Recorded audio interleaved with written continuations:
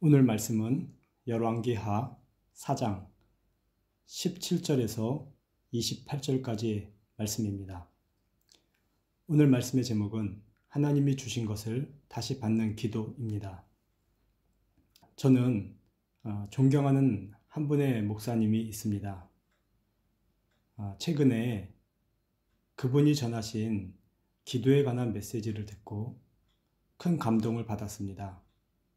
저분의 저런 영성과 저런 솔직한 말씀 해석, 그리고 그것을 성도들에게 나누어 주려고 하는 그분의 본심이 느껴지고 읽어지는 그런 설교를 들었습니다. 저 귀한 설교를 어떻게 우리 교회에 나눌 수 있을까 고민하다가 오늘은 그동안 제가 묵상하고 연구한 말씀을 전하는 것도 좋지만 이분을 통하여서 하나님이 제게 들려주신 그 기도에 관한 인사이트, 그 감동을 여러분들에게 나누는 것도 좋겠다라는 생각이 들어서 이렇게 말씀을 나눕니다. 물론 그분의 말씀을 그대로 다 나누는 것은 아닙니다. 오늘 열왕기하 4장에는 이스라엘의 영적 암흑기에 일어난 엘리사의 기적을 소개합니다.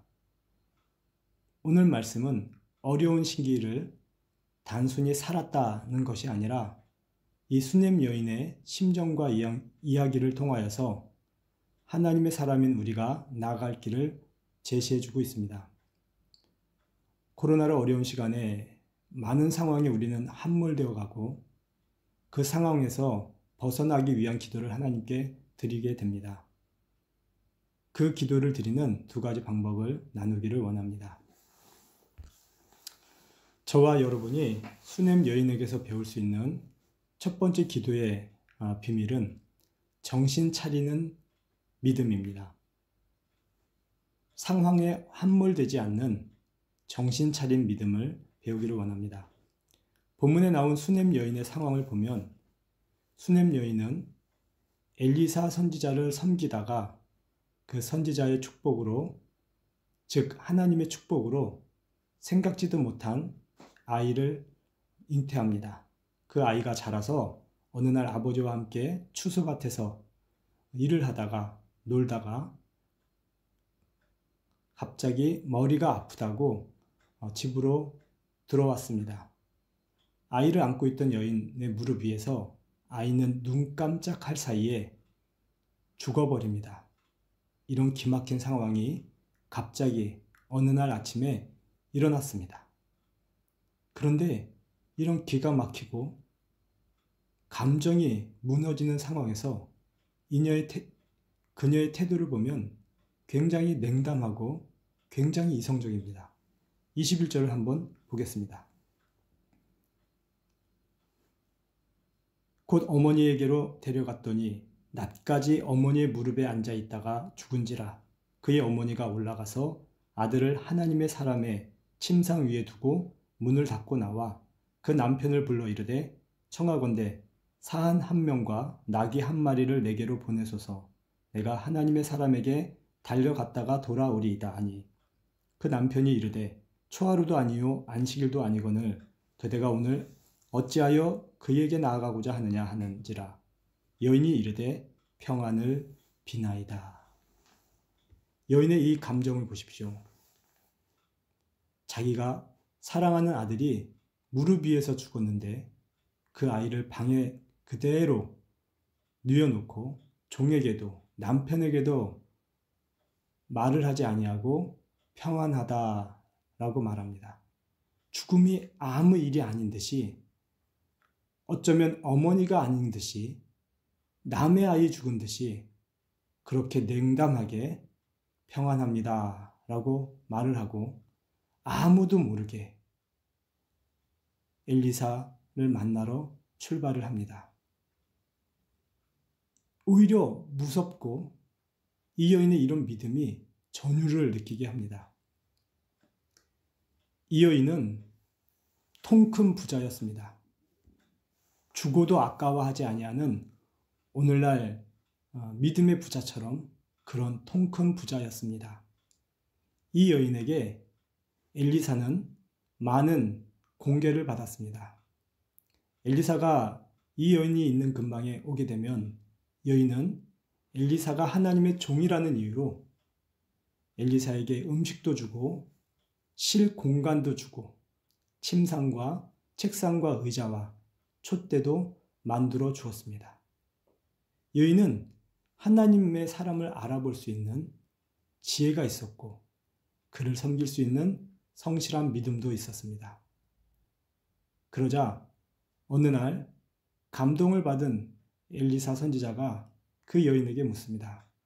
내가 당신에게 축복해주고 싶은 선물이 있으니 무엇이든지 말을 하시오. 그러나 그 여인은 저는 제가 사는 땅에서 평안하게 살기 때문에 아무것도 필요 없습니다. 라고 하고 돌아갑니다.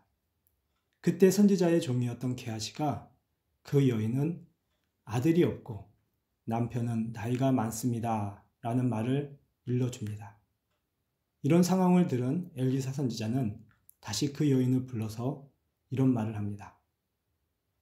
내년 이맘때에 당신에게 아들이 생길 것입니다. 여인은 깜짝 놀랍니다. 어찌 이러한 일이 있을 것인가 하고 놀라지만 하나님의 말씀이니 그대로 받습니다. 그리고 실제로 그 여인이 구하지도 않았던 아이가 1년 후에 태어났습니다.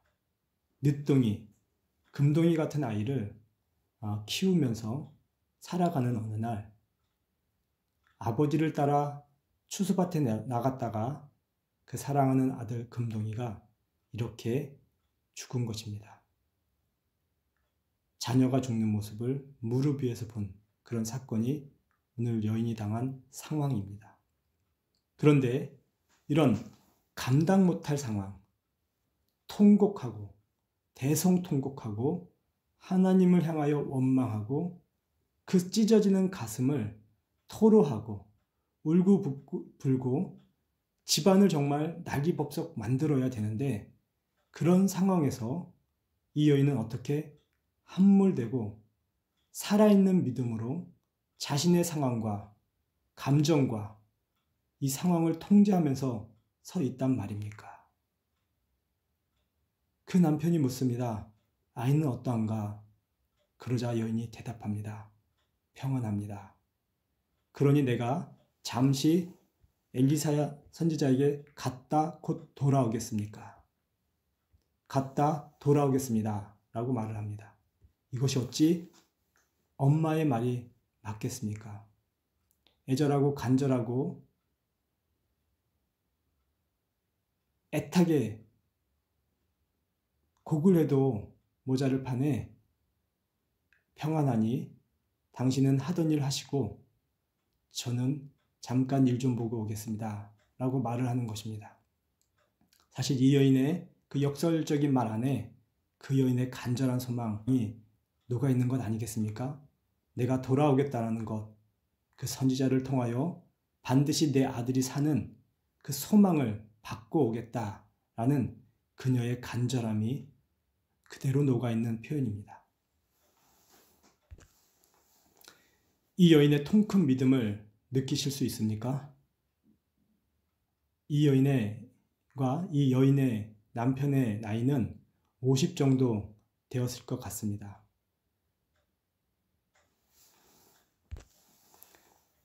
저도 46세쯤에 자녀를 얻었지만 그때 얻은 막내 자녀가 얼마나 아름답고 예쁘고 눈에 넣어도 사랑스러운지요. 아프지 않을 정도로 그것이 늦둥이 때에 인생의 후반기에 얻은 자녀를 얻은 부모의 감정입니다.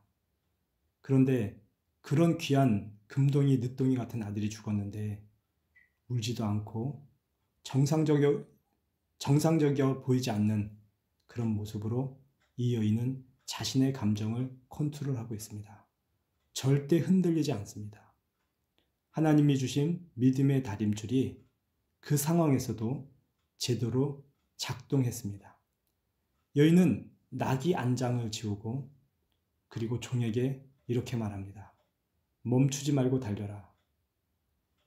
엘리사 선지자가 있는 곳까지 한 20여 마일의 산길입니다.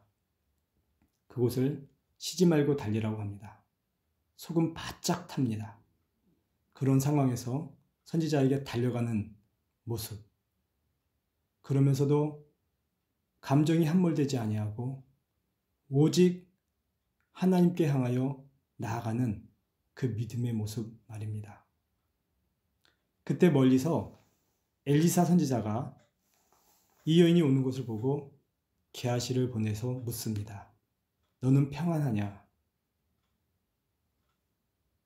이 여인은 이 선지자의 종 게하시의 질문 앞에서도 감정을 움직이거나 드러내 보이지 않습니다. 평안합니다. 샬롬입니다. 알레스 굿입니다. 이게 어떻게 평안입니까? 이게 어떻게 샬롬입니까? 아들의 인사를 물어도 샬롬이라고 합니다. 아무 일 없다고 얘기합니다. 왜요? 게하시, 종 같은 당신은 빨리 비켜요. 나는 선지자를 만나야만 합니다. 라는 그런 것이 아닙니다. 말로써 자신의 믿음을 강화시키는 것입니다.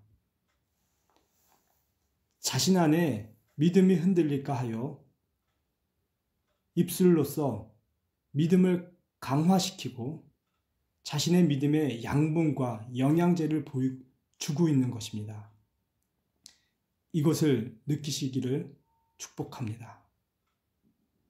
우리는 보통 나의 어려운 상황 속에서 이 여인과 같은 갑작스러운 고통, 그 상황이 주는 두려움에서 헤어나오지 못하고 있지 않습니까? 그런 감정 속에서 하나님을 만나러 나갑니다. 교회와 기도 자리로 말이죠. 그렇게 나가던 중에 길에서 누군가 사람을 만나서 그 사람이 왜 그러냐, 무슨 일이냐, 어쩐 일로 안색이 안 좋으냐 하고 물으면 그 사람에게 내 감정과 내 상황과 나의 어려움들을 다 쏟습니다. 그리고 감정을 그에게서 다 위로받곤 합니다. 이미 그에게 모든 위로와 감정을 다 받은 후에 성전에 도착해서 골방에서 기도해 보면 하나님께 드릴 감정이 남아있지 않습니다. 이 여인은 정신 차린 믿음을 가진 사람입니다. 사람에게 자신의 감정을 쏟지 않습니다. 오직 하나님께만 이 감정을, 첫 감정을, 이 추스릴 수 없는 감정을 나누고자 달려갑니다. 하나님만이 자신이 당한 이 감정의 하소연을 들어야 할 분, 사람이 아니라 내 남편도 아니라 나의 최측근도 아니라 오직 하나님만이 나의 이 첫 감정의 하소연을, 첫 슬픔과 첫 상황을 맞이한 그 놀라움과 두려움의 감정을 드려야 하기 때문에 하나님께로만 직행을 합니다. 상황은 죽음이지만 말하기를 내 아이는 죽었다고 하는 그 상황이 죽었습니다 라고 말하며 하나님께 나아가는 것입니다.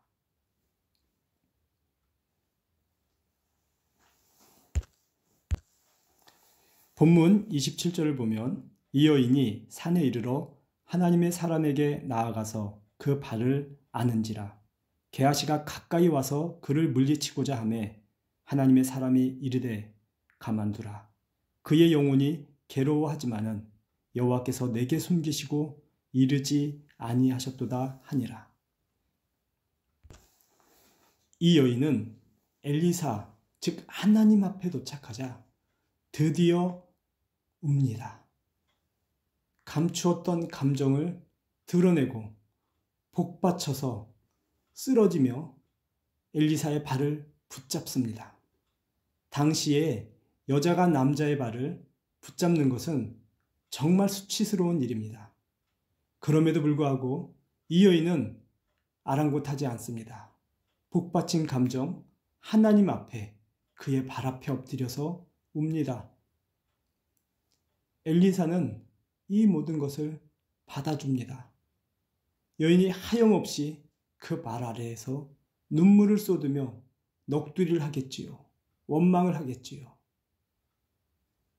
엘리사 선지자는 그 여인의 상황을 영으로 인지하고 내용은 알지 못하지만 그 여인에게 모든 슬픔과 원망을 받으면서 안아주면서 그러면서 위로를 합니다.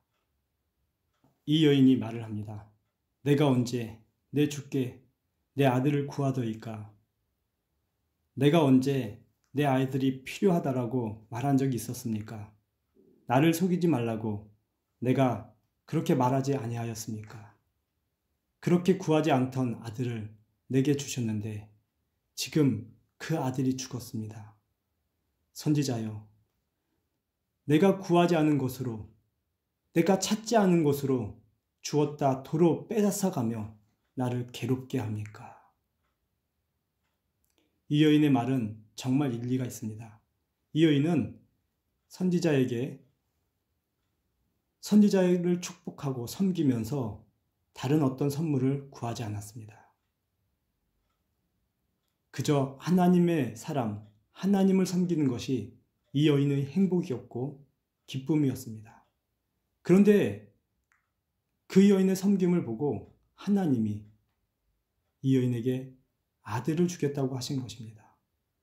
안 주셔도 되는데 주신다면 받지만 사실 너무 기적 같은 것이라 저는 소망할 수도 없었습니다.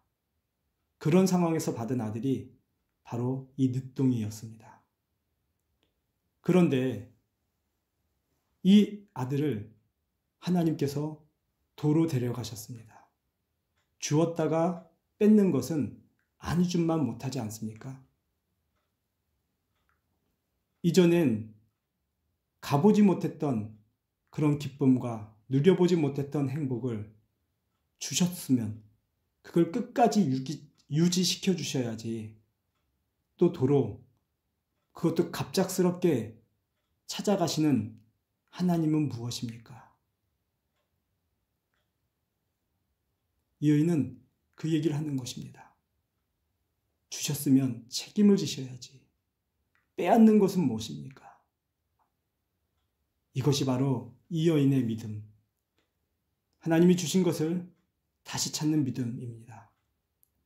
그 말을 하기 위해서. 엘리사 선지자에게까지 나오기까지 다른 어떤 누구에게도 심지어 남편에게도 자신의 이 감정을 드러내지 않은 것입니다. 주셨으니 찾아주실 분은 하나님이니 당신이 나를 속이거나 놀리는 것이 아니라면 지체하지 마시고 다시 주십시오. 나의 것대라고 주신 하나님의 축복들 왜 도로 빼앗아 가셨습니까? 이제는 주십시오. 라고 하나님 앞에 간청합니다. 그리고 엘리사 선지자에게 말합니다. 당신이 게하시만 보낼 것이 아니라 당신이 준 책임이 있으니 당신이 직접 가야 합니다. 엘리사는 이 여인을 따라서 그 여인의 집에 다다랐습니다. 아이가 누워있는 자신이 쉬던 방으로 들어가서 문을 닫습니다. 기도의 두 번째 비밀이 있습니다. 엘리사가 세상의 문을 닫았습니다. 엘리사는 세상의 문을 닫고 하나님만을 바라보기로 결정합니다. 세상의 문을 닫는 것, 하늘에 열린 문을 바라보는 것, 이것이 응답받는 기도, 하나님이 주신 것을 도로 찾는 축복을 다시 엮는 기도의 비밀입니다. 우리는 세상 문을 활짝 열어놓고 그 세상의 갖가지 방법과 수단들과 또 역사할 수 있는 원인과 결과의 그런 진행 방향들을 궁구하고 찾습니다. 세상의 방식과 응답의 지팡이를 들고 있으면 하나님의 나라의 문은 닫히게 됩니다. 엘리사는 아무도 들어오지 못하도록 세상의 문을 닫아버리고 문제 앞에 직시하고 하늘의 문을 열면서 하나님께 기도합니다. 엘리사가 그 방에서 한 첫 번째 행동은 아이를 만지거나 그리고 상황을 그 방을 둘러보는 것이 아니라 하나님께 향한 기도였습니다. 기도를 한 후에 그 시체를 만지고 비비고 코를 대고 그 시체와 자신의 몸을 포개입니다.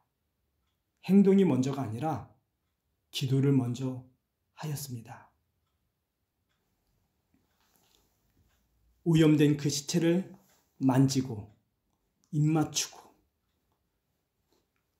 그 시체에 자신의 몸을 포개는 엘리사의 모습에서 십자가에서 우리의 죄를 만지고 우리의 오염된 시체에 입 맞추고 당신의 손과 발로 죽은 우리 몸을 포개고 만지시고 함께 떨어질 수 없도록 못 바꿔서 하나가 되시는 그 하나님, 그 예수님 말입니다. 다니엘서 10장 17절에 보면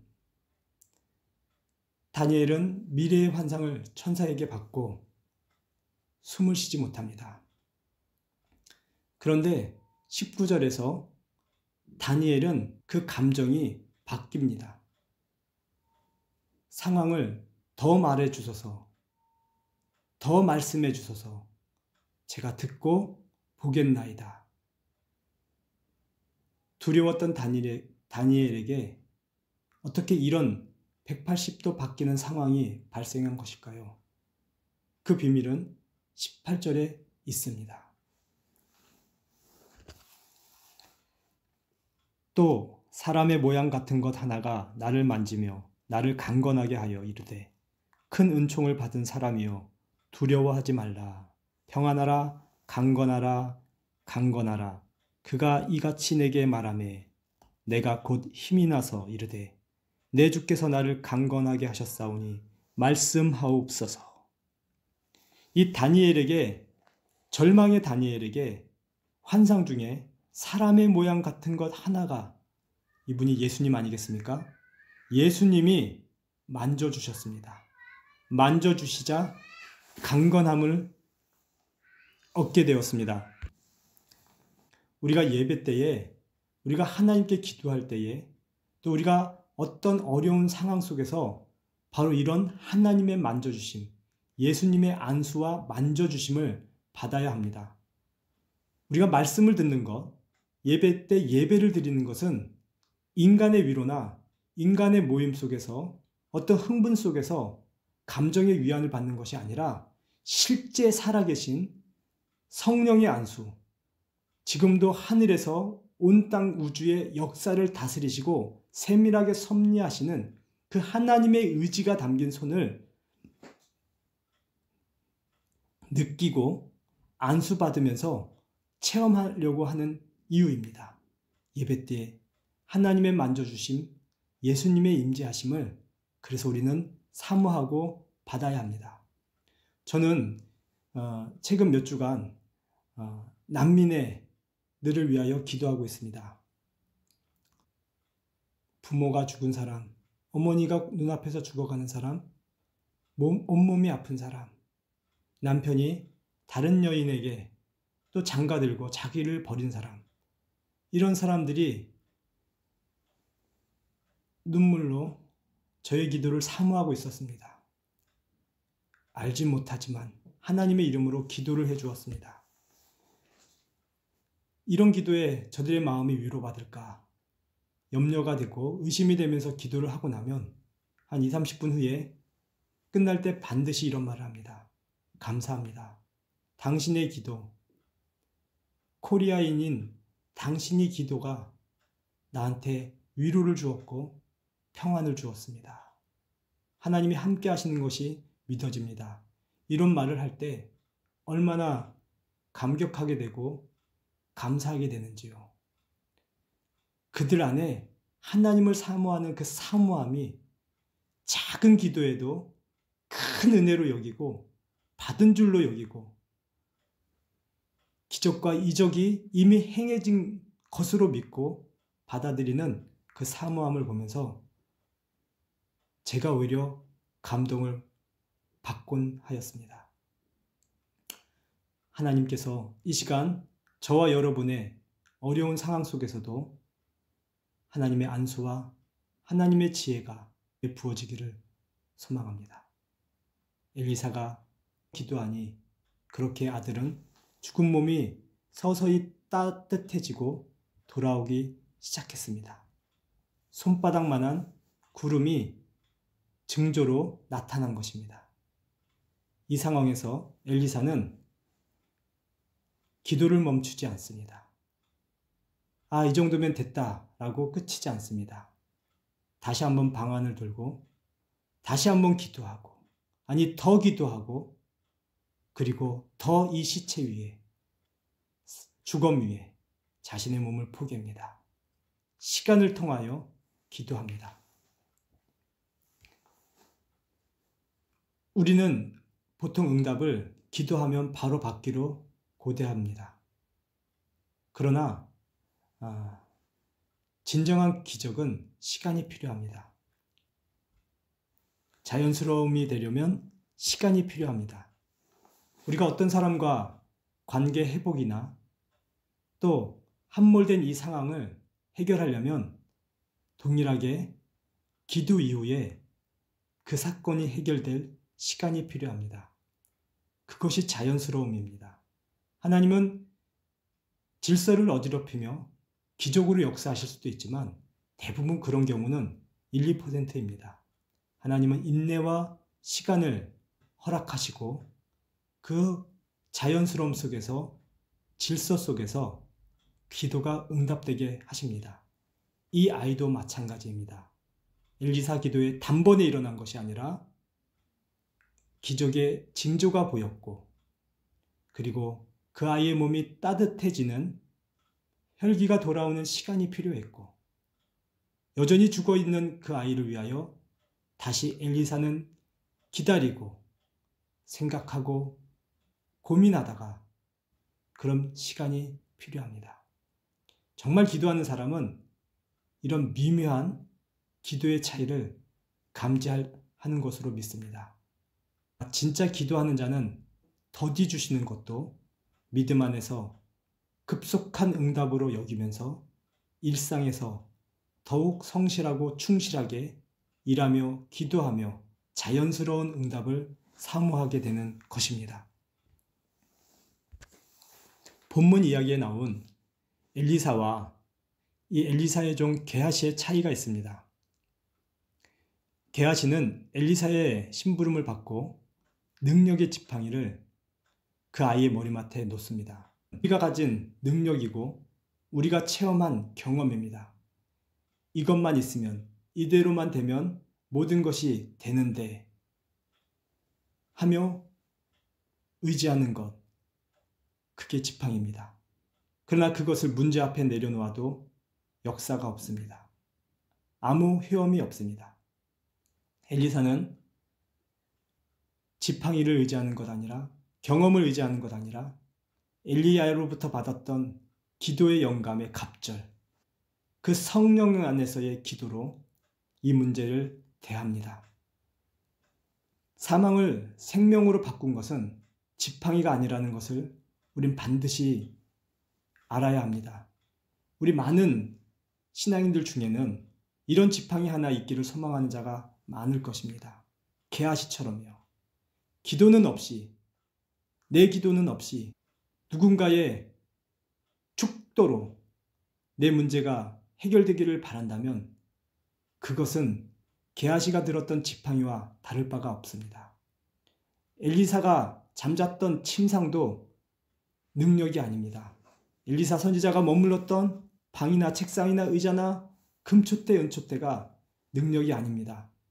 오직 그분의 동의를 구하는 것입니다. 그게 기도입니다. 오직 그분입니다.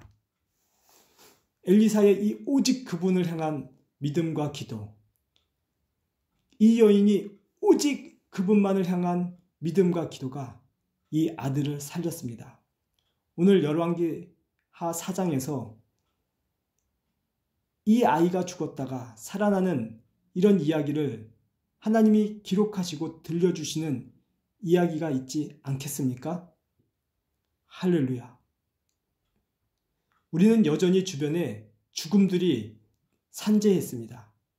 지뢰를 밟으면 터지듯이 상황은 터지고 나를 죽음 속으로 던져버리는 사건들을 수많이 경험합니다. 지금 이 코로나 속에서도 어떤 이는 무력감으로, 어떤 이는 너무 잘 되는 일로, 어떤 이는 하루를 살아가는 것에 대한 소망이 없으므로 죽음의 폭탄들을 맞이할 수 있습니다. 그럼에도 불구하고 하나님이 코로나 이전에 주셨던 그 축복을 다시 사모해야 합니다. 아니, 이 죽음을 깨트려버리고 살리게 하시는 하나님의 생명 경험을 플러스 하여서 코로나 이전의 축복에 배가 된 축복을 사모해야 된다고 믿습니다. 믿음으로 큰 소리로 외치십시오. 하나님 주신 축복 거두셨으나 다시 돌려주십시오. 스스로의 환경의 제약 안에서 믿음의 지도를 축소시키셨다면, 코로나가 있다 할지라도, 이 죽음의 지도들이, 폭탄들이 산재해 있다 할지라도 믿음의 지도를 펼치셔서 어디든지 나아가시기를, 나아가되 방문하되 특별히 믿음의 지역, 복음의 지역, 말씀의 장소, 교회와 예배와 응답의 장소까지 나아가실 수 있기를 축복합니다. 우리를 제약시키는 죽음의 지도들을 지워버리시고 생명을 주시고 생수를 주시는 생수의 지도를 펼치시고 부흥과 부활의 지도를 펼치시기를 축복합니다.